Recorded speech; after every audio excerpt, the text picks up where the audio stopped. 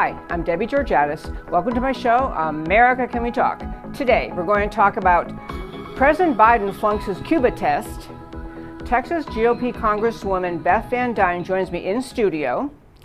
Attorney General Barr blocked a fraud investigation. Can't wait to tell you that story. And call it Marxism. And of course, I'll tell you why these stories matter to you. Stay tuned.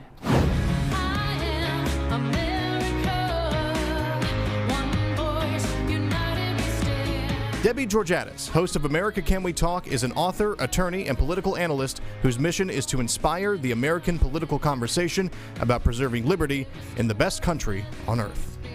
America Can We Talk is sponsored by GC Works, a Dallas-based company performing advanced technology research in the oil and gas industry. And hello again and welcome to America Can We Talk and to today's First Five. I'm Debbie Georgatos. You've probably been seeing in the news that there's quite a bit of protests ongoing in Cuba. The Cuban citizens in the streets waving, for example, the American flag, holding up words like liberty, help us, handwritten signs, help us, President Biden. So I want to tell you first a response that was given by not Biden himself, but by the Biden Department of Homeland Security Secretary Alejandro Mayorkas. He actually said this. I want to read you these words. He actually said, first of all, any attempt by Cubans that attempt a maritime migration to the U.S. will not be allowed into America. Here are his exact words. The Coast Guard, along with our state, local, and federal partners, are monitoring any activity that may indicate increases in unsafe and irregular maritime migration in the Florida Straits. The time is never right to attempt migration by sea. To those who risk their lives doing so, this risk is not worth taking. Listen to this. Allow me to be clear. If you take to the sea, you will not come to the United States. I want to remind you, we've talked many times on this show about what's happening at the southern border. We've talked about the idea that during the Trump administration for 4 years, he got control of a previously out of control border, had very reasonable policies put in place. Among the most central was the notion that when people come to America and they're seeking asylum, that they have to actually qualify for one of the standards laid out in federal law that allow you to gain asylum in America. And the Trump administration said, until you can do that, you can come present your case, but you have to remain in Mexico while you're sitting there and we process your application. Most people fleeing Central America, fleeing Mexico, and pouring over the southern border do not qualify for asylum in America. This was a great policy. It actually had the impact of causing some people to realize, I can't make a good argument for asylum. I'm not really being persecuted. Asylum is for people who are being persecuted. They can show they are actually being persecuted in their home country. We're trying to give them refuge. That's why they're refugees. We're giving them refuge from persecution. So as soon as, of course, President Biden took office, or as one website always calls him, he who was inaugurated on January 20th took office, he reversed nearly every Trump administration policy at the southern border that allowed us to maintain a secure border. So the southern border porous again, with literally thousands and tens of thousands of people pouring over the border who do not qualify for amnesty, do not qualify for asylum in this country. They're basically fleeing because of poverty, which is not a basis to be granted asylum. And they're coming here, frankly, because they get signals from back in the Obama era and up to today in the Biden administration. They get signals that America will let you come. No one's going to stop you. So you can come to our country if you want, because you're poor and you come from a poor country and you would like to have a better life and get all the free stuff that America is advertising that it has. Contrast that with Cuba. The people in Cuba are marching in the streets because they hate communism. They hate oppression. They want freedom. These people are the textbook example of who should be given asylum, should be given refuge in America. They're actually fleeing persecution by a government that disarmed the citizenry decades ago, shortly after Castro came to power. By the way, he didn't run as a communist. He ran as a, hey, we're going to overthrow the previous bad guy. We're going to, we'll take Cuba back. And after he took office, then the people realized this guy's a communist. And he had one of his very early administration actions was to say to the people, hey, everyone turn in your guns. You don't need guns anymore. We're all on the same side now. So the Cuban population is disarmed.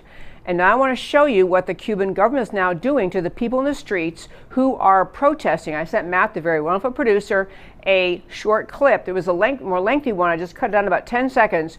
You can see what it looks like in the streets of Cuba. Okay, these are military officials with tanks are coming, with rifles, and this is going through the streets of the cities of Cuba. And bear in mind how you'd feel in America if there were armed troops marching through your main streets carrying rifles with tanks, and you'd be frightening anywhere. But in Cuba, this is the government sicking their military on unarmed civilians who are simply saying, please let us have our freedom. We don't like communism. We actually want to be free. This kind of those people who would dangerously cross, it is dangerous to cross from Cuba to Florida, they're exactly what our migration laws or asylum laws were created to do.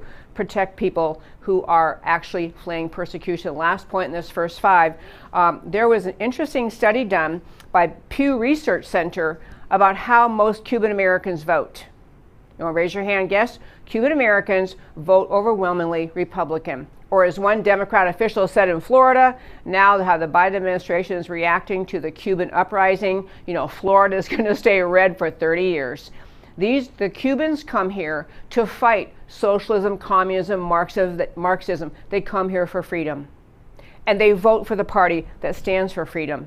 And so I don't want to imply I know why you would have a statement out of Department of Homeland Security Secretary Alejandro Mayorkas that Cubans can't come here. But when you contrast that, Cubans can't come here, but people crossing the southern border who are very likely, in the view of many, many pundits, Democrats and elected officials, likely to vote for Democrats who give them asylum and free education and free housing and free medical care. I don't know. Sounds like there might be a political motive in the decision of the Biden administration about whether or not to support the people of Cuba. More on Cuba later, but for now, that, my very fine friends, is today's first 5. I said at the start of the show, we have a guest joining us. She's been on our show several times. She's from this area in Texas, North Texas. We're going to talk today with Congressman Beth Van Duyne. She represents Texas Congressional District 24. And I will tell you, among other great things about her, this is a race that she won and was viewed to be, and actually stated by people in the know in Washington, one of Nancy Pelosi's biggest disappointments. She thought they were going to take back this district and have a Democrat representative. Not so fast. Beth Van Duyne, in addition to representing this district in Congress, she's a former mayor of the city of Irving, a very large city just outside of Dallas. She also, in between being mayor and now being member of Congress, she worked for the Department of Housing and Urban Development Southwest region. She was a regional administrator since 2017, working for Ben Carson, Secretary Ben Carson, in the Department of Housing and Urban Development. And so she's worked in an extremely important arena in understanding the role of the federal government in helping people under the great leadership of Ben Carson, kind of really thinking through seriously the policies that will help people. So she's had great experience and very, very popular in North Texas and won that seat, and she's now in Congress representing us. So please help me welcome Beth Van Duyne. Hi there. It's good to see you. Good to see you. Okay, so I sent you a long list of things I was going to ask you. Yes. Okay, so I'm going to just start with one thing. Actually, I'm going to go out of order. Good. You spoke at CPAC this weekend. I did. I've told our listeners a lot about CPAC, and you were there. And I just meant to say, first of all, wasn't it an amazing conference? It was. Yeah. I only got to see it on Sunday. I was out of town, but I got to see it on Sunday, and it was so many people, so much energy, so many great ideas. I love the people up on the stage, but even better, I think, were the people in the audience. Yeah. One point I was making to people is, the leftists try to envision or picture people on the conservative side as kind of angry, and this is just a happy bunch of people kind of celebrating America. Optimistic, too. I mean, and very proud to be Americans. I mean, and love the ideals that were brought up on stage. Very supportive, I think, of one another. And I really, they believe that back in 2022, we're going to get our country back. Oh my gosh, well that'd be great. I will ask you before I get into, I know you talked there about healthcare freedom. I want to talk about that for a second, but were you there when the woman spoke she actually kind of had a moment of fame on national television. She is a Virginia mother. She's from China. She lived under Mao Zedong. No, I missed that. Oh my gosh. I missed it. She really brought tears to people's eyes, because she lives in Virginia, and the reason she was on national television, she went to one of the school board meetings and said, stop teaching my kids critical race theory. Stop teaching these kids to hate each other. Yeah. And she said, this is just what Chairman Mao did to us during the Cultural Revolution. It was really powerful. Too bad more people aren't hearing that. Too bad more people aren't seeing that. I would love for the mainstream media to be taking her testimony and having her on and talking about it.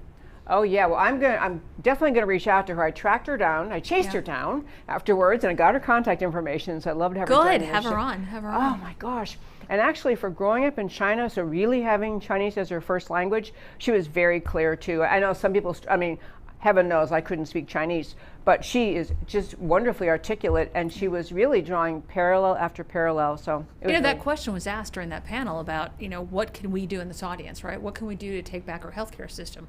What can we do to take back our country? And I said, it's not just important to vote for president. It's not just important to vote for Congress, but look at those local races. Yeah. Mayor's races, city council races, school board races, because this is where we see people coming in with these crazy radical left ideas. The person who ran against me in the general election for Congress got her start on a school board. And then she quit halfway through her first term, but now they have a platform.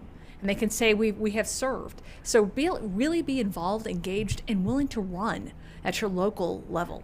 Yeah, run. And also, if you think you can't run, the other thing you can do, because so many candidates, I'm sure you and others experience this, you need volunteers. Yeah, you need people to actually do the door knocking, do the phone calling, and those kind of things. They may not seem glamorous, but they're that kind of chipping away at a campaign to get to victory. Now, August in Dallas, in North Texas, knocking doors in August is not fun. Yeah. No, I'm not happening. And we had people who were masked, and they had like the worst suntans because it was right here on their face. But it's so important, having that opportunity to talk to people firsthand and hear from them, go where they feel most comfortable, as opposed to campaigning like some of our colleagues on the left, from their couch and calling it in. You can't do that. You have to go and talk to people. And I think once you really get out there and you listen, you'll hear that the ideas that we see being thrown out from the radical left are not popular. They're not popular at all. Oh, exactly. And they do. The left manages, I often say, they have the best PR firm in the world somehow, because they manage to sell really, really radical and oppressive ideas, and it kind of sounds like they're inviting you over to share a cup of coffee. I mean, they have a friendly tone to them while they're saying, we're taking all your freedom away, but you're not going to recognize it. So let's just talk about healthcare. So conservatives would love to have a robust healthcare system without government oppression. So where are we headed on that? We actually just had our first meeting today. So what has happened is Republicans realized that we lost a great opportunity back in 2017. Yes. We had an opportunity to be able to reshape the healthcare debate, and we lost an opportunity by one vote. We don't want that to happen again. When we take the House back in 2022, we want to have some solutions. We're not just the party of no. We listen, we get the experts in the room, we figure it all out. Our focus is going to be on allowing people to be able to choose what they want, to be able to choose what is important to them, personalize it to their budget, to their needs, to their family, and be able to have as many choices as possible, as opposed to being treated like the one-size-fits-all federal government program. It does not meet the needs for all people. And what we've seen since Obamacare started was we've seen rising healthcare costs. Yeah. We've seen decreases in access as more doctors are opting out, and we've also seen decreases in quality. People are having to wait months. People are being denied care, and that's all since we started this one-size-fits-all program. People want to be able to have choices, and it empowers people, and it's much more personable to their needs. Okay, so you say choices, to be really clear. You're talking about enabling the private insurance sector private sector to come up with solutions that meet everybody's needs. As it was on that panel, you had a doctor who said, I'm opting out of the system. This is ridiculous. I want to see patients.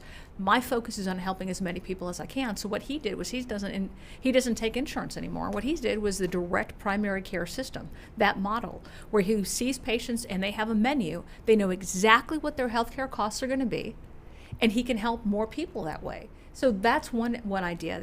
Chad Hennings was on the panel with us as well. Yes, that was Love pretty fun. Chad. Yeah. Love Chad. Comments about the Dallas Cowboys was hysterical. But he was talking about what the plan that he got for his family, because he wasn't getting the care that he needed. So he went with a religious-based group. It's a group policy. Yeah. Yeah. But it's those things that the private sector comes up with that are so much more reflective of the needs of average Americans than what DC is going to come up with. So the private sector is going to come up with a range of policies, and what you're really trying to do is encourage that and take any regulatory burden out of the way. Enable innovation and get out of their way. Yeah. Right now what we've done is we've stifled it. Yep. And we basically treated all doctors as a commodity, as if different places are going to different doctors with different experience levels, different training are all the exact same, and they're not. And I think doctors have gotten frustrated. You're seeing fewer people enter the healthcare field because the amount of respect that they have and ability to have those relationships with patients that is so important. It's just gone away. We need to bring that back to focusing on the patient and doctor relationship and making sure that people have access, but in a way that they feel most comfortable, not that DC bureaucrats feel most comfortable. You mentioned that I was at HUD, right? I've seen it. Not only was it a great opportunity to see how we can help people, but it was also a great opportunity from the inside the belly of the beast of a bureaucracy to see how we hurt people, how we make it so much more expensive and inefficient with all of the bureaucratic red tape. And I think what you see Democrats doing is wanting to do more of that. You see it in the transportation bill, you see it with their voting acts bill that they want to put out. It's more red tape, and it's crazy. As opposed to Republicans who are like, cut the red tape. It's completely inefficient, it makes things cost more, it makes things take that much longer, and it doesn't work. Well, it's an ideological difference. I've been talking a lot in the show, trying to talk about what it means to say Marxism is coming. And among the ideas of it is government control over everything is the mission under Marxism. Government control, because people may genuinely believe as Marxists, we can do everything better than these silly, the peasants out there. They can't figure anything out, so we'll figure it out for them. So your system allows the individual patient or individual person to pursue the insurance they would want, and then the insurance companies have more incentives to create alternative plans, not just have one size fits all. So you're really kind of getting back to trust the people, trust the private sector versus trust the government. Yes, is that fair? Without a doubt. We come up with these massive comprehensive plans that end up going nowhere because the bigger it is, the more red flags and the more excuses you give people to vote against it. So I said, look, I'm pragmatic.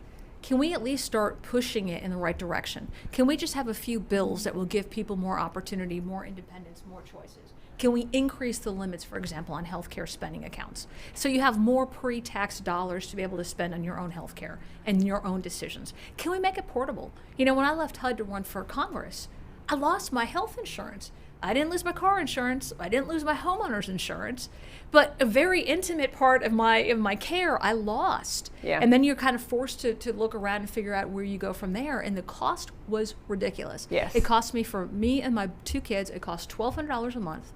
We each had $6,000 deductibles. By the time we could even use our health care, right, for a healthy family, we had already spent so much. It was the largest bill I paid for a service I never used. That's well said. Well said. Okay, we have a bunch of topics I want to hit. We could go on, but I'm with you all the way. I know you have a job fair coming up, which I want to have you talk about. But my little job fair story, which is, we have a service provider at our house who has done it. The guy comes and cleans the pool. I mean, literally, we have a backyard pool, which I never had growing up. We have it, but we live in Texas, and pretty much a lot of people have pools. Anyway, we have this pool guy who just basically kind of stopped coming. The company, it was a pretty big company, and we ended up talking to the company, and they said, you know what, people are quitting, and we can't find people to work. And even people who, they'll apply for a job, and so they can write down, yes, I applied to blah, blah, blah pool company. They don't show up for the interview, but they can keep on getting COVID payments or some other stay-at-home payments. And the idea of disincentivizing work by government handouts, it seems like that's kind of kindergarten economics. And I think the left knows that's kindergarten economics, but they have harmed our economy. I mean, there are other factors too, like COVID and businesses shutting down. But there are people now, there are businesses needing people, and there are people needing jobs. So tell us about your job fair. Well, and your point about, Democrats thinking they know better than everybody else, you look at the financial policies that are coming down right now, increasing the corporate tax rate, increasing capital gains, increasing minimum wage at a time when businesses are frantically trying to reopen. And they're competing with these unextended unemployment benefits across the country, which are paying, in some cases, people more money to stay at home than get back to work. And I don't care what industry you look at, they are all starving right now for employees. Yes. And we have had these roundtables with small businesses, with the restaurant industry, hospitality, airline, healthcare. All of them are desperate for good people to start working there. So we had these roundtables just to connect, to make sure that we were representing and hearing what the needs were from this district. And overwhelmingly what we heard from small businesses, large business, medium-sized businesses, we need employees. Yeah. And we thought, what a better time to partner with all of our local elected officials, to partner and respond to all of the needs that we're hearing from the businesses. And we just decided that we were going to have a job fair. We were very strategic with the date. We wanted to make sure that it was after the end, June 26th. After the end of the extended unemployment benefits. In Texas, yeah. In Texas, so that was July. So we scheduled it for July 15th. And it was originally going to be in a school library. It was going to be a very small thing. And then we had to change the location 3 times. We're now having it at the Irving Convention Center. It's going to be Thursday from 1 to 6. Which is tomorrow. We have over 250 businesses signed up. We had more businesses signing up this morning, representing over 7,000 job openings. And what makes this unique is a couple of things. One, it's not just entry-level positions that we're looking at. It is every single level that you can imagine, all the way up to executive. The other thing is we wanted to make sure that this was not partisan. This is pragmatic. This is responding to the needs that we see across the country, more specifically within North Texas. So I invited all of the mayors. I invited our Texas legislators, our elected officials, regardless of politics, to be part of it. And overwhelmingly, they've all accepted. So we've had the business community, we've had the elected community, we've gotten our chambers that have gotten involved, we've gotten our community colleges that have gotten involved, people are sending it out on their social media hits. It's going to be a great event. But for us, it was looking at what's happened last year and how the government shut down these businesses. They put them in a position of being out of work, then they put the positions of the employees to get more money, and the small businesses are having to compete with the government. So it's like, you know what? I'm going to do my part and make sure that we are empowering these businesses, that we are empowering North Texas working families to be able to get back to work. I love that. I mean, it's pragmatic, and it's pragmatic and ideological, but it's pragmatic. Just people need jobs, businesses need employees, and someone organizing them and getting them all into one place. Irving Convention Center, you are expecting a crowd. Yes, that's a big. Yeah, we've already place. had, I think, over 16,000 hits on the website. And like I said, we have over 7,000 jobs. So come out. And you don't. If you want to register, you can register at myntxjob.com.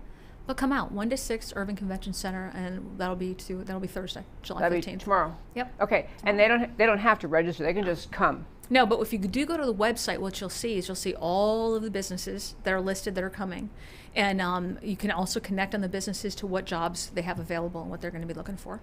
Oh, that'd just be so good. And honest to goodness, it is kind of like government's supposed to do, yes. Not to take care of you and send you your money, but just say, hey, we believe in you. Empower you. This is all about empowering the individual.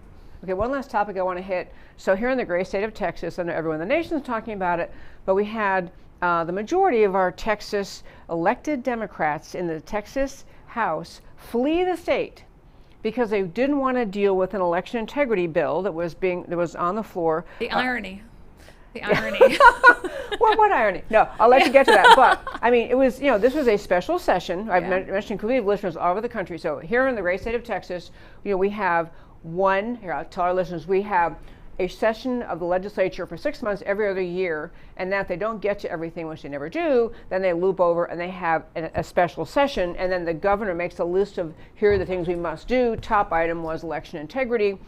And the Democrats decided instead of showing up, they would flee, not only because then they weren't forced to take a position, but they could deny a quorum and not allow things to pass. So, first of all, your overall reaction to that as a public servant who's been a mayor, who's been a member of Congress now. Look, I have gone to council meetings when I knew my vote wasn't going to count, right? I knew I was going to be on the losing end. I'm in the minority right now in Congress.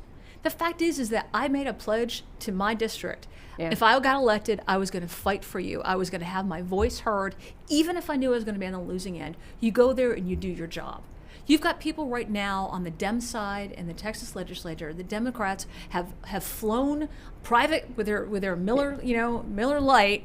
They've flown to hide behind Biden and Harris. Go ahead. But to hide behind Biden and Harris, right. basically surrendering the state to D.C. They have taken their job, which was to fight for Texas in Texas, to D.C. They are saying they would prefer to have that kind of totalitarian regime power over the state versus local control. Right. And you think about the hypocrisy which is involved. They're fighting voting rights. Nobody's denying that the folks in Texas, in the Texas state legislature, got there because people voted for them. Yeah. They're in the minority. But you are completely disenfranchising the entire state's voters by taking off so that they can't even do their job. And by the way, did you hear today that they also get to pay $200 a day per diem? Who's paying it? We, the taxpayers? The taxpayers. Oh, I my mean, this is a gosh. vacation for these people. Get back here and do your job. I mean, enough already. And you know what else? They don't want to discuss election integrity because actually, as I've said in the show many times, it's a takeover. It's a takeover from the federal government of states' rights, which is defined by the Constitution. This is a complete federal government takeover, and they are surrendering our state. Exactly. And in Texas, we had many bills, and other states do too, have election integrity bills, and they're running through various provisions.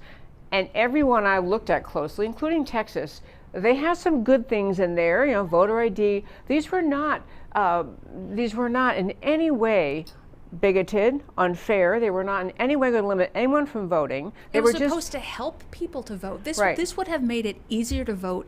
It would have made it harder to cheat. Exactly right. And so what they are saying, though, the Democrats who fled Texas in a private jet, I'm just saying, polluting the air. Anyway, they got to Washington to push for the passage of what the Democrats call the For the People Act, or as I say, the permanent fraud. I had a great permanent mandated fraud or something. Permanent election fraud mandate. Permanent election fraud mandate. Everything in there. So you must have. That was one of your first votes when you were up there, right? This year on For the People Act. Yeah. And by the way, I still showed up knowing that we were probably going to lose because Democrats overwhelmingly, all of them, supported it. But it's a federal government takeover of our election laws.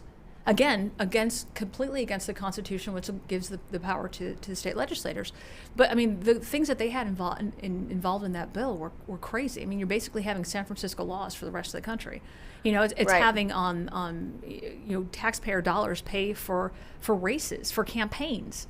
It was extending it, lowering the age range. I mean, it was making it completely easy to commit fraud. Yeah. It's the Vote Fraud Enablement Act. That's what I was calling it. And actually, one thing in California, which is proven to be a source of fraud, was the idea of, first of all, sending out ballots unsolicited. And so we had people in the election season last time saying, look, I got 5 at my house. I mean, they're getting unsolicited ballots. For people but they also ballot harvesting. So you could, go ahead. Well, for people who argue that there was no voter fraud last year, right? There was no voter fraud. Yeah. You live here. You know that in this district, in Texas 24, we actually had a mayoral candidate that was arrested on 126 counts of voter fraud. Now, we don't know how many actually went through before he was caught. But the fact is that was 126 counts that he was caught and arrested on. Yeah. Now, for people who say that wouldn't have mattered, I'd say talk to Marionette Miller Meeks, our new congresswoman, also a physician out of Iowa, who won 6 votes. Yeah. Every single vote counts. And for us to act like, okay, well, I mean, there's an accepted amount of voter fraud, that's okay. No. If you can prevent it, prevent it. And all of us, Republican, Independent, Democrat, should want to make sure that our vote counts, that people who can legally vote, vote. But those who can't. I mean, people who have died, people who don't live in the district anymore. People who aren't citizens. We should be taking every step that we can to identify how important it is to our democracy. It's the bedrock of our democracy. Yeah, that's another provision for the people was some prohibition on continually cleaning the voter rolls and cleaning out. So if you were the person who was in charge of the voting rolls in any jurisdiction, you would figure that as a primary responsibility you had to look at the rolls, say, wow, look at this, these people moved away. I mean, you'd have to verify it, but it's a primary thing you do, and that was going to be prohibited by For the people. Okay, so Beth Van Duyne, tell our listeners how they can find you. First of all, it's great to see you. Oh, thank you. It's good to see you too. I love, by the way, as soon as I finish voting in DC, I immediately come home, because it just feels freedom, right? You hit Texas, and it's so much different than being in DC. But follow me on Instagram, Facebook, BethForTexas.com is my website. Love to see you on Twitter, because we don't have very many nice Twitter followers, but we're also getting active on Rumble and on Parler. So, but come out and visit us. Our district office is right in Cypress Waters. But come visit us tomorrow at this job fair. We're so excited about it. Oh yeah, the job fair is a great idea. Hundreds of people are going to be able to get jobs, and think about the difference that is going to make in their lives and in the lives of North Texas. I love it. Beth Van Duyne, thank you so much for coming in. Good to see you. Great to see you. Okay, my friends, I really do urge you to support her. She is just she's a fighter, as you can tell, and she's articulate, able to talk about the issues that we care about in a way that's persuasive and substantive, and that's probably why she's such a disappointment to the left, because they thought they were going to win this district and they didn't. Okay, so I want to hit another couple of stories here today. One is having to do with Attorney General Barr, and you all know when Attorney General Barr was named to become the Attorney General, and he replaced Jeff Sessions, who was under President Trump, replaced Jeff Sessions, and a lot of people said, well, this is great, he seems like such a good guy, it's really exciting, blah, blah. Well, many people at the time said, I'm a little worried about him.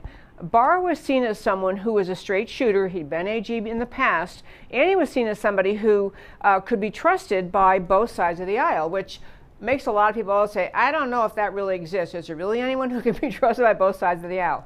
But people wondered whether or not his commitment to the institution, this was one of the main comments about him, commitment to the institution, the Department of Justice, and as you likely know, the FBI is a division of the Department of Justice, that he had an institutional commitment, or a commitment to the institution, where he would really want to preserve that institution and preserve its reputation in the eyes of voters, in the eyes of Americans.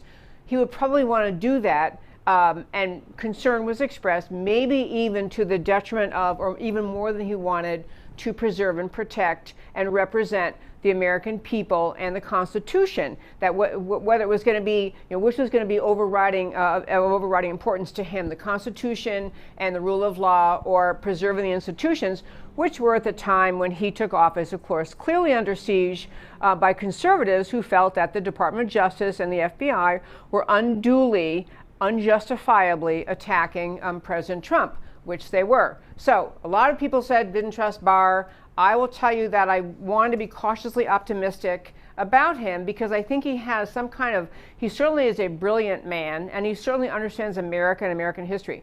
Anyway, what's come out now, and I think most of you probably heard this story, I'm just going to read you a brief language about it. What's come out now, there's a lawyer named William McSwain, and he was a member of the U.S. Attorney's Office. This is the federal level U.S. Attorney's Office in the state of Pennsylvania during the up until recently, and he was, and during the time that he was that President Trump was raising questions, as many people were, about the validity of the elections of 2020. Before I tell you what the letter says, I will tell you about this McSwain gentleman. Undergraduate, he finished school at Yale. He joined the Marines as an infantry officer. Not a lot of people out of Yale go to the Marines, infantry officer. Served 4 years as a platoon commander, then graduated from Harvard Law School, law review editor, so clearly a stellar student. And then he went to work at the U.S. Attorney's Office. So he's, credentialed. Some people would say they kind of eye roll about the Ivy Leagues, which way that cuts, but in his case, it certainly indicates his success and achievement as a student, as a professional at the U.S. Attorney's Office, and he sent a letter to President Trump, which President Trump recently released. And the gist of the letter, this is a member of the U.S. Attorney's Office, William McSwain, wrote in a letter to President Trump that he, McSwain, wanted to investigate obvious election fraud in Pennsylvania and was told not to do that by Attorney General William Barr. Now, I know that even people today who would defend Barr, some of the defenders would say, well, Barr was just trying to, the country was reaching a fever pitch of tension. Any further evidence that would come out that would show, yes, there was more election fraud that occurred. Maybe Barr thinks it's his job to try to keep the country held together, to not have this election fraud evidence be investigated, leave it alone. And that is not the right answer. That's not the ethical answer. That's not the answer of anyone who's actually taken an oath of office to uphold the Constitution. What Barr decided, it appears, is that it was better to maintain the peace, the supposed peace, or the fragile peace in this country, and fail to allow an investigation to occur to get to the truth of election fraud in Pennsylvania. It really is consequential because Barr pretty much survived during the era of Trump with his reputation more or less intact, and most people saying, because when Barr came out, you remember very near the end of the battle over what had happened in 2020, Attorney General Barr did say, he made a public statement saying essentially that there was that their office had looked into things and there wasn't sufficient evidence of election fraud, certainly not of the magnitude to overcome or to have changed the outcome of the election. Now, I am paraphrasing, but that's the gist of what he had to say. But the same guy who said that they looked into things, there wasn't sufficient evidence, is the guy who then was also saying to William McSwain, don't look into it. Don't look into it. And this kind of melds into another point I want to make about, trying to restore America, restoring our country, and that just the great and extreme concern so many people have of where we are in this country. There is a mindset among people. We've talked about the deep state idea. We've talked about the idea there are people in Washington who kind of think they are the ruling class. They actually survive. They kind of sit there through their jobs in bureaucracies and agencies as presidents come and go, and vice presidents come and go, and members of Congress come and go, and senators come and go. And these people are entrenched in Washington. Now, I'm not saying Barr is exactly like that. He's not exactly entrenched, but he is someone who is part of that ilk that views themselves to have a bigger role than just do my job as Attorney General. It is do my job to preserve this country, do my job to keep things safe in Washington, to keep the country stable, and you can't have people too riled up about election fraud, and because that may disrupt the peace here. And so he, it appears, was driven by the notion that his preservation of the Department of Justice, of the FBI, of the larger ruling class, the stability of Washington, that was more important than allowing this gentleman, McSwain, to actually investigate what happened. So McSwain's letter very quickly starts out, President Trump, you were right to be upset about the way the Democrats ran the 2020 election in Pennsylvania. It was a partisan disgrace. The governor, the Secretary of the Commonwealth, and the partisan state Supreme Court made up their own rules and did not follow the law. Even worse, the state attorney general, Josh Shapiro, the very person responsible for the enforcement of state election law, declared days before election day that you could not win the election. Yeah, that's bad enough by itself. Hard to imagine a more irresponsible statement. And he says, on election day and afterwards, our office received various allegations of voter fraud and election irregularities. As part of my responsibilities as a U.S. attorney, I wanted to be transparent with the public and, of course, investigate fully any allegations. Attorney General Barr, however, instructed me not to make any public statements.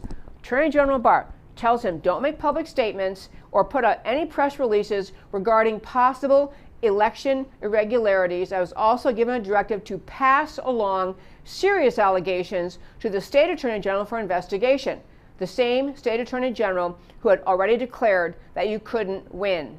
I disagree with that decision, but those were my orders. As an infantry officer, Marine infantry officer, I was trained to follow the chain of command and to respect the orders of my superiors, even when I disagreed with them. And you know, folks, where we are in this, I'm going to get off election fraud, except to say this for right now. Where we are in this is the Arizona audit is now being reviewed. I mean, the Arizona audit of Maricopa County has occurred. The Arizona Senate is now looking at it. There appears to be a confirmation by one state senator that, yeah, there are problems here. The numbers aren't adding up. We're also very close. If you listened to the show yesterday, you heard our interview with Jody Heiss.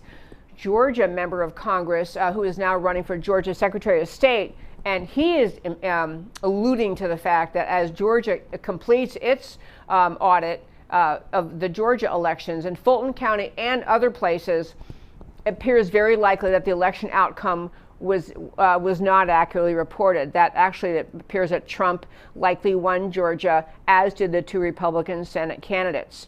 So we have to just plant this seed. I'm going to go to one more story today, but I want to plant this seed. What exactly is it that we should do? And I have many ideas, but what exactly do you do in Georgia, for example, if the two Republican senators won? What's the path forward to fix that? We don't have, this is uncharted territory to beat the band in this country. Uncharted territory. What if you get Arizona, Pennsylvania is now looking at it again. In fact, we'll talk about Biden going to Pennsylvania in just a moment, but Pennsylvania is now relooking at things. Georgia is too.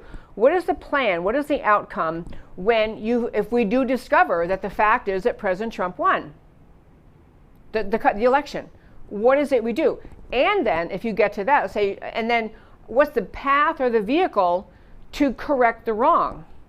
And what do you do with people like Mitch McConnell and like Attorney General Barr and others who simply seem to be not interested in pursuing truth, as we just learned that Barr said he wasn't, not interested in pursuing the truth in Pennsylvania, not interested in allowing this U.S. attorney to look at these allegations. Those people, it's going to be incumbent on Barr and McConnell to publicly speak up, given how they seem to have facilitated allowing the election to be recorded or reported as it was. They are going to be responsible, have to be responsible to speak up, and they have to be responsible ultimately for enabling us to figure out how to get around this and get to the right answer. And I'll go back again, one more point back to Barr, and then I'll hit one more story. It is easy when you've been in Washington a long time to think of yourself not just as an elected official representing whatever it is, or someone like Barr, who is Attorney General appointed by the President and approved by the Senate. So you've got a particular role to play. But you can get into a larger mindset about yourself that your role is to protect and preserve America. So, and its stability and its safety. So if you have allegations that may be true, they may be true, but if they are going to end up causing people to be upset, causing potential unrest in the country, you can get tempted to think, well, then we just got to tamp those down, because it's not my job really to investigate the truth and find the truth. My job here is to keep things all stable and normal. I mean, and I think that that kind of mindset enters the thinking of people like Attorney General Barr. Just already, the country was riled about about the election outcome, the appearance of fraud. A lot of people in various modes, various stages of concern about the election fraud. And you might think, if you're Barr, my job is to make sure things stay stable, but it's not, and it never was. Your job as Attorney General or any other elected official, elected, appointed, confirmed official, is to honor the Constitution, pursue truth, and honor the structure of America's government, which is the people. We have elections, and we honor the outcome of those elections. That's their job, and honoring the Constitution, even if it seems as though that's politically unpopular or the media is going to criticize you. Your job is to honor the Constitution. That is the best and strongest way to uphold the country and keep things, ultimately, keep America intact. One more quick story. I want to talk about, I call it Marxism. I've had some people say, and I've used the word Marxism on this show and I'm speaking, and I have some people, I will say, backing up, I've been around activists who will sometimes say, like, if any policy decision they don't like, any decision about a law or regulation or a tax rate, just anything they don't like that the left does, and they use, oh, that's communist, that's terrible, that's communist. Well, it is true that the words communism and Marxism and socialism get thrown around a lot these days in America. A lot. And people throw them around, and sometimes in a cavalier way, and sometimes in not necessarily a precisely accurate way. But the fact that the terms are overused, and they are, but the fact that those terms are overused does not mean that in America we are not watching a Marxist revolution. We are. Just because people on the left say, I'm not a Marxist, I'm a Democrat. I'm not a Marxist, I'm a moderate Democrat, or I'm just a Democrat socialist, but not a Marxist. Understanding what that term means and how it's being played out in Washington really matters. Because you and I can discuss on this show issue after issue and regulations and bills and tax policy and immigration policy, and we can have disagreements about policies and with the policy should say this and not that. We can have all sorts of discussions like that. But the larger question, stepping back from every policy decision, is kind of what is the role of government in America? What is the right of government? What arenas of American life do they have the right to be governing in? And what arenas of American life does the government not have a role in? America's founding, as I remind you so often on this show, was unique and extraordinary. It was an explosion in world history, a blowing up of the concept of what a government is and what a country is when the founders came along and wrote first the Declaration of Independence and then the Constitution. They premised the entire thing, the entire country, on the idea that we have rights from God, all men created equal, endowed by our Creator, God, with rights, and the purpose of government, the job of government, is to protect those rights. And that same concept in the Declaration wove its way into the Constitution, the Bill of Rights, the whole notion. We are founded on the idea that the individual has the right to freedom of religion and speech and assembly and Second Amendment and to bear arms and privacy and against self-incrimination. I mean, all the rights guaranteed in the Bill of Rights spring from the idea that we're a country founded on a guarantee of individual freedom. That's what America is. And the utter premise of that is that is the gold standard, that is the basis of government in America. And then you have government, of course, to keep, within the structure of that promise of individual liberty. You have a government, the state governments and federal government, that do various things, have various jobs. The federal government has to, fund the military and fund the national highways and all sorts of things the federal government does. But the federal government is never supposed to cross the line into the arena of controlling the individual people, the people and their individuals' rights. As not what the role of government is. And contrast that with Karl Marx. Karl Marx, his premise idea was basically, he had a tactic he used, I'll get to in a moment, but his premise of thinking was a country should be based on the idea that they are controlled by the government. And everyone says, well, you can't say Marxism because the left today is not, getting hold of the means of production. They're not owning all the businesses, and so they're not really Marxist because they're not owning the means of production.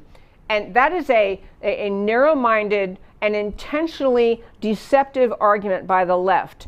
The concept of Karl Marx was that what a country should be, instead of this crazy idea America had where people have the right to freedom, the idea of Marx is that the purpose of government is to control your life, to control everything. And they believe, because they believe that the Marxists, the leaders, are smarter than everybody else, they're smarter, they're better thinkers, and they have the right to control you. Marx went out of his way to say that one of the things, in addition to wanting to have all things economically equal, he wanted to redistribute wealth, perpetually redistribute wealth, take money away from some, give it to others. Government controls and owns everything. He directly said, Karl Marx, that he wanted to destroy the people's belief in God.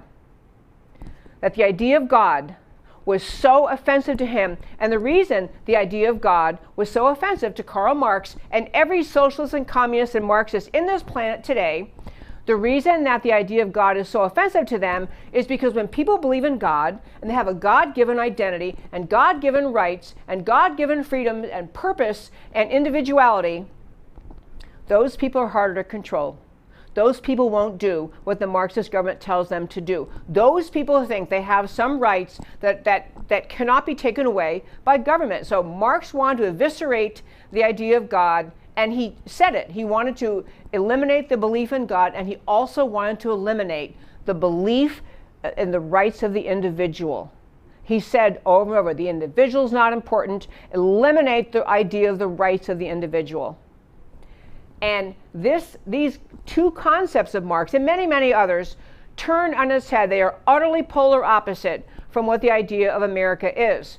Marx pursued what he wanted to be, which is control over all of society.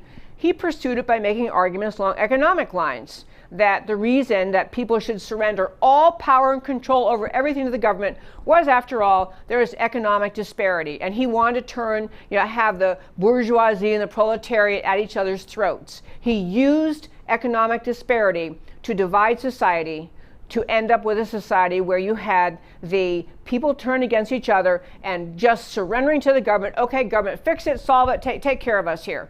That is the first point I wanted to make about what Marx did it by economic disparity and deliberately highlighting that and turning people into outrage and resentment against each other. Today's Marxists in America don't use economic disparity, they use race. This is why people in America call critical race theory a Marxist idea. It is intended to divide us. It's the purpose of critical race theory. It's a Marxist idea, just another avenue to get to the same point where society is divided at each other's throats, no longer functioning as a society, as a culture, but instead at each other's throats, everybody turning to government to fix everything. And when people talk about Marxism today, it isn't like every member of the leadership of the Democrat Party has gone to Marxist training camp. When I say they're Marxist, it's not that they've gone to training camp or they've gotten a tattoo in their hand, I am a Marxist. It's that they've embraced this ideology. They believe this ideology. The majority, the ruling cabal of the American left, they believe the ideology that their purpose, their legitimate role of government in their eyes is to control the people, is to decide how much money you can make and to redistribute wealth through the power of taxation. It is to tell people, as you will see, you have seen coming, you will see more coming out of the American left, out of Washington today. It's the Marxist ideology that has now become lodged in the anti-American left that says we get to tell people how much health care they can have and what health care they can have. We get to tell people under the Green New Deal where they can live and how they can live and whether they can have a car and what kind of neighborhoods they have to have. It is a notion that all of society in America is better off if it's controlled by the left. Now I'll quickly segue into a couple quick stories, but I want to get at this idea of understanding when people say the American left has become Marxist, it's like saying it's hot in Texas in the summer. It is as factual as that. The left has embraced Marxism, the whole concept that their purpose is to control everything else. So 3 quick stories. There was a woman who testified, she testified in a school board meeting in Virginia, and then she spoke at the meeting, the CPAC meeting I was at over the weekend. I mentioned when Beth and Duyne was here. She grew up in China under Mao Zedong. She watched the Cultural Revolution. She watched how the government deliberately just worked on agitating the people and turning them against each other. And Mao's entire Cultural Revolution resulted in the deaths of millions of people and the utter destruction of the society and culture. It was an evil and horrible time. This woman named Z Van Fleet, I'm going to get her on this show. She agreed to come on the show. We're working on time yet. But she said, she's telling the people at a school board meeting in Virginia, what you're doing with critical race theory is exactly what Mao Zedong did to China. She knows what she's talking about. Similarly, I'm going to tell you 2 other quick things, then we'll go to why it matters to you. But 2 other things that Biden is doing, right in front of our faces. One is, there was a story about Biden's speech yesterday in Philadelphia. He went to Philadelphia. He went there because people in the Pennsylvania legislature are now saying, Republicans are now saying, you know what? There was something way off in our elections, and now you have the letter I was telling you, this McSwain guy saying, yeah, there were things wrong in the Pennsylvania election. Biden went there to argue against the idea of any further audit of the election in Pennsylvania. He sees the Arizona audit's coming. He knows the Georgia audit's coming. He knows other states are really closely questioning things now. He's going to tamp down on the idea of an audit in Pennsylvania. But his remarks while he was there, he actually compared election integrity laws, where you're trying to make sure that only people with a legal right to vote are voting. He compared those and said they were worse than Jim Crow laws. He actually said that. I mean, he says a lot of insane things. I don't even know if he knows what he's saying. But I'm telling you, in the context of this discussion about Marxism, the left is attacking election integrity, which everyone should want, by making arguments about those laws being racist, calling them Jim Crow laws, like a voter ID constitutes Jim Crow laws, and that's where their head is. But this is another example of what the left does. It is for the purpose of dividing us, for the purpose of having us, the average American who pays no attention to politics, they hear the President of the United States goes to Pennsylvania and announces that election integrity laws are like Jim Crow and they're designed to repress free voting. They're designed to suppress voters. I mean, it's so insane. You hope and you think that 99% of Americans are rolling their eyes or getting angry and saying that is crazy. What a lie he's saying. You hope many people are doing that. But he's saying this because he thinks that making arguments about election integrity being somehow racist will stir up some element, some portion or segment of America to become suspicious about the election integrity laws. And I got something else very quickly. When you notice and listen to his speech, which is pretty much unbearable, if you listen to his speech, he never, ever, ever says what's wrong with any of the election integrity laws he's attacking. He calls them horrible, awful, evil, all these election integrity laws, the Georgia one, the Texas one, and he never says why. He's arguing, he gets up there and argues for, we ought to have fair elections and we ought to have laws that permit every legal voter to vote. Well, duh, everyone agrees with that. Yes. But he never says what's wrong with any of the laws he is opposing. He doesn't say what's wrong, what's so racist about Georgia's law or Texas law or Pennsylvania. And the reason is because there's nothing wrong with them. There's nothing racist, there's nothing unfair, there's nothing even remotely controversial about anything that was included in the Georgia election integrity laws, the Texas election integrity laws, or other places that are doing it. There's nothing racist, nothing controversial, nothing unfair. This is why he never says what's wrong with them, because there's nothing wrong with them. He instead makes an impassioned plea to stand up for the freedom of elections and to stand against racism, and everyone on both sides of the aisle is saying, yes, we're in favor of fair elections. Yes, we all hate racism. We all hate voter suppression. It's not happening. There is no voter suppression. This is a farce made up by him, but again, it's a Marxist tactic. It's a Marxist tactic to turn Americans into suspicious of each other along the lines of race. It's using race to divide us. And then, as he wants, to ultimately try to get support for this most egregious legislation out of Washington, which, as you're hearing Beth and Duyne and anyone else who's even, sentient, actually reading the For the People Act of the Democrats recognize, is just an absolute vote fraud enablement system the Democrats are pushing.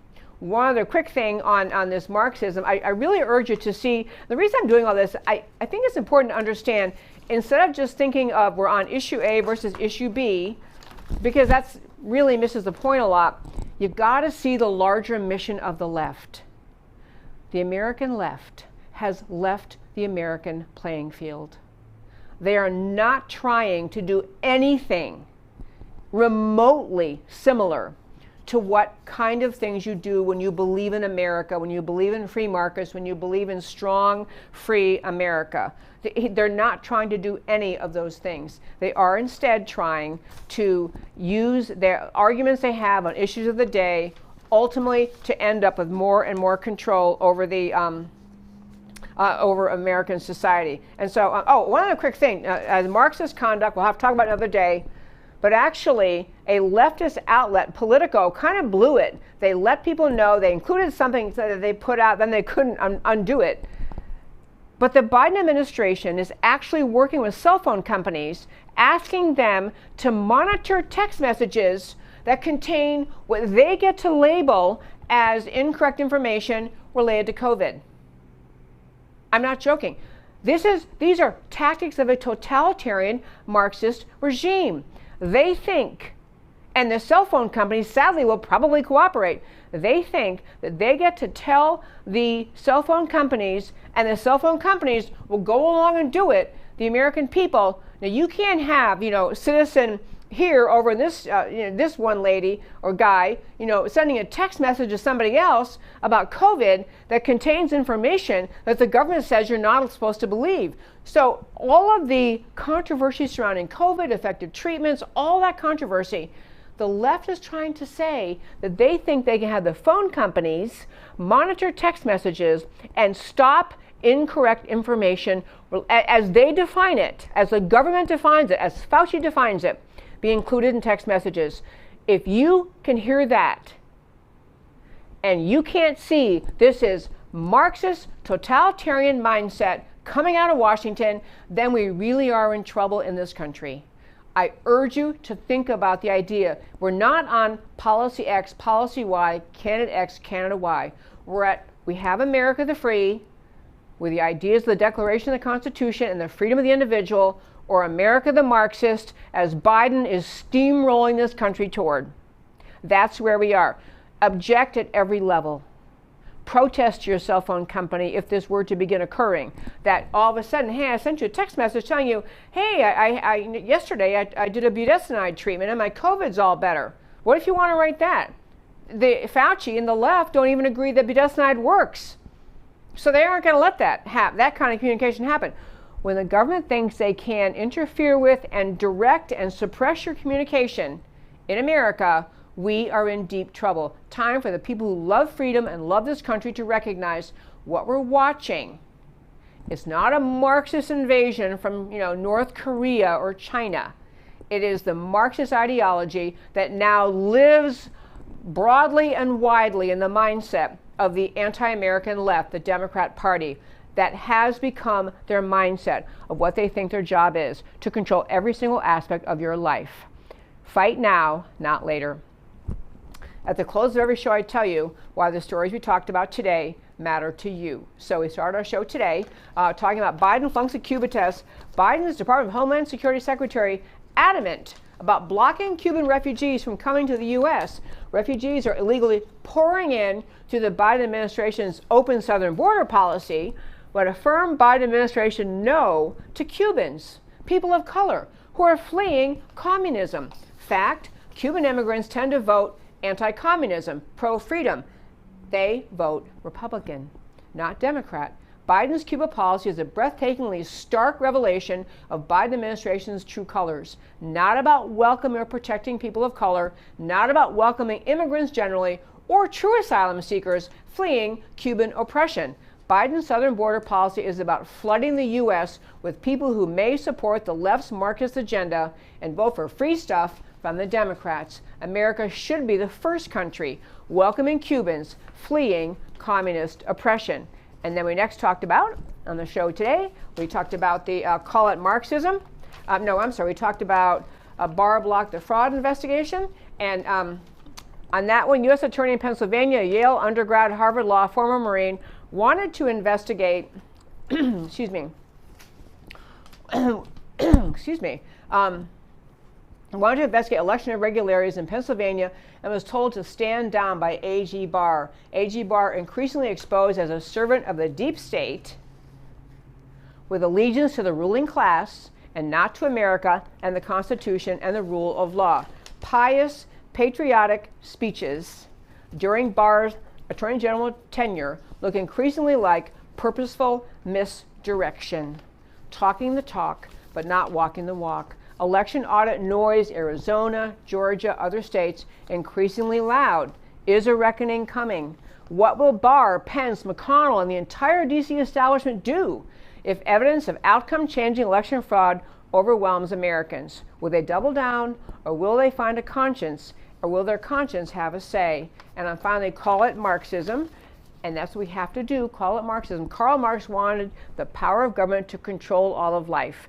He said he wanted to destroy belief in God and in the idea that individuals have rights. He viewed men and women as masses to be manipulated, not individuals with God-given dignity and purpose. Marx divided people along economic lines, while CRT uses race to divide America. Marxism and CRT are antithetical to America. Z. Van Fleet, one of CPAC's most moving speakers, a refugee from Mao's Cultural Revolution, says what happened in China is what's happening now in America via critical race theory. Biden administration move toward monitoring, censoring text messages is pure totalitarian Marxism, based on the idea that individuals have no right to think or say anything government does not like. Biden's lunatic ravings about voter ID, akin to Jim Crow, false incendiary rhetoric designed to divide U.S. along racial lines and to push America toward one-party rule. The one-party rule that will result from the Democrats' For the People Act. Marxism is the ideology that has overtaken the left. I often call them the anti-American left. So that, my friends, is our show for today. I'm Debbie Georgatos. This is America Can We Talk, where I always talk truth about America because America matters. And I'll talk to you next time.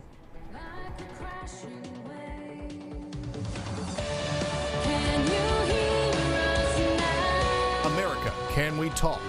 Truth about America.